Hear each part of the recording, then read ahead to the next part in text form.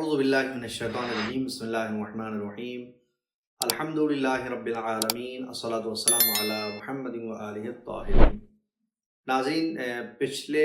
Programme میں پچھلی video میں آپ کی خدمت میں عرض کیا کہ حقوق الناس کی رعایت کرنا بہت ضروری ہے۔ کسی کے دل کو دکھانے کے بعد مسجد میں معافی و تلافی کرنا کافی نہیں ہوگا۔ آپ کی خدمت میں بات عرض کی تھی جس کو میں مکمل کر رہا ہوں، وہ یہ کہ پیغمبر اسلام اپنے صحابیوں کے درمیان اپنی بس میں بیٹھے ہوئے تھے کہ آپ نے دیکھا کہ ایک شخص جو امیر تھا، صاحب ثروت تھا، بیٹھا ہوا تھا کہ ایک غریب شخص آتا ہے پیغمبر کی بس میں، اس امیر آدمی کے پاس آ کے بیٹھ جاتا ہے۔ جیسے وہ غریب انسان آ کے اس امیر کے برابر میں بیٹھا، اس امیر شخص نے اپنے دامن کو یوں سمیٹا کہ کہیں جیسے اس کی غربت اسے نہ لپٹ جائے۔ پیغمبر کی نگاہیں اس کے اوپر پڑی، جیسے ہی اسے اس بات کا احساس ہوا کہ میری اس حرکت کو نبی کریم نے دیکھ لیا ہے، تو فوراً اس کا چہرہ تھوڑا سا بدل گیا۔ بات ختم ہوئی، بس ختم ہوئی، اصحاب چلے گئے، لوگ واپس چلے گئے، تو یہ امیر آدمی جسے اپنی غلطی کا فوراً احساس ہو گیا، پیغمبر کی خدمت میں حاضر ہوا اور کہا کہ یا رسول اللہ مجھے معاف کر دیں، میں نے آپ کے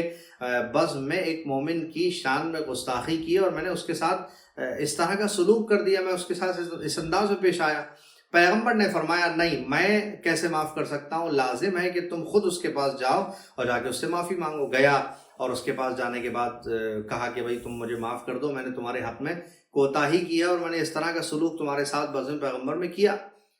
اس نے کہا کہ کوئی بات نہیں، میں معاف کر دوں گا۔ کہا میں ایسے یقین نہیں کروں گا کہ تم نے مجھے معاف کر دیا، میں چاہتا ہوں کہ تم میری دولت میں سے آدھی دولت لے لو،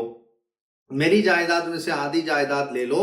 تاکہ مجھے یقین ہو جائے کہ تم نے مجھے معاف کر دیا ہے۔ اس نے کہا کہ نہیں، میں آپ کے پیسے کو قبول نہیں کر سکتا۔ دونوں میں بحث ہوئی، بات نہ بن سکی تو پیغمبر کی خدمت میں حاضر ہوا اور اس کی شکایت کی کہ میں پیغمبر یا رسول اللہ یا نبی اللہ، میں چاہتا ہوں کہ وہ میری آدھی دولت لے لے تاکہ مجھے اس بات کا یقین ہو جائے کہ اس نے مجھے معاف کر دیا ہے، لیکن وہ قبول کرنے کے لیے تیار نہیں ہے۔ پیغمبر نے اسے بلایا، پوچھا بھائی کیوں نہیں لے رہے ہو؟ تو اس نے کہا یا رسول اللہ میں دولت تو اس سے لے لوں، مگر میں پیسے لینے کے بعد اس بات سے ڈرتا ہوں کہ کہیں میں نے اس کے پیسے لے لیے اور میں خود امیر آدمی بن گیا تو کہیں اس جیسی حرکت نہ کروں کسی کے ساتھ، اس بات سے میں ڈرتا ہوں۔ تو عزیزوں، دوستوں، اس بات سے ڈرنا چاہیے کہ اگر ہم آج صاحب ثروت ہیں، ہمارے پاس پیسہ ہے، ہمارے پاس کوئی جاہ و حشم ہے، تو ہم کسی بندے کے حق میں کوئی کوتاہی اپنی طاقت یا اپنے پیسے کے زور پر آ کر نہ کر بیٹھیں کہ جسے ہمارا اللہ اور رسول بھی نہیں بخشے گا، بلکہ ضروری اور لازمی ہوگا کہ ہم اسی سے جائیں اور معافی طلب کریں۔ لہٰذا ہمیں حقوق الناس کی